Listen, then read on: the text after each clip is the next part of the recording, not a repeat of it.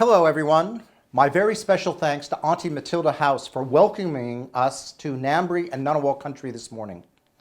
It is my pleasure today to welcome you all to the 4th Murru Warru seminar. Now whether you are a returning or first-time delegate, I hope you enjoy today's seminar, and I'm very sorry that I cannot be with you.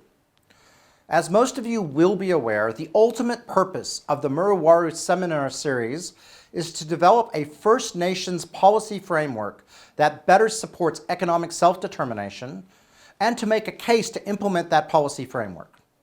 And much of our deliberations to date have been focused on technical aspects of that policy.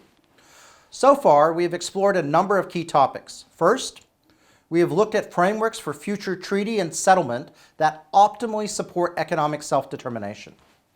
We have also looked at the tools available to us for the enactment of economic self-determination across land, water, sea country, intellectual property, and financial assets, and the reform that is required for First Nations Australians to be able to use those assets to achieve economic self-determination. And finally, at the last seminar, we took a good look at failures of Australian First Nations economic development policy to date. As a key part of developing a compelling case for policy change, today's seminar will examine the primary rationale for change. This is a human right, and we find that First Nations-led economic self-determination frameworks deliver far superior socio-cultural economic dividends to First Nations communities than the traditional training, employment, and procurements in the mainstream economy. This is the focus of most governments' First Nations economic development policies.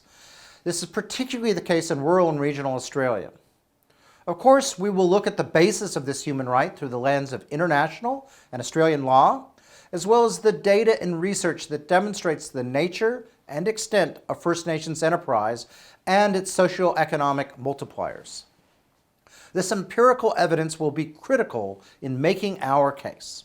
However, most importantly, we will hear from several First Nations organizations who are in Australia who are deploying self-determination-oriented economic development models.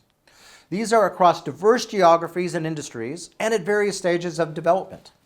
Finally, in the wake of the 2023 Garma Festival held on the lands of Yolngu peoples, developers of a local self-determined economy and an event which saw significant reflection on the very large contribution to self-determination more generally made by the late Dr. Yunupingu, hearing these stories of Australian First Nations economic self-determination from across the country will no doubt be as emotive as they are informative to our purpose. As always, I wish you well for your deliberations today, and I look forward to joining you again in October.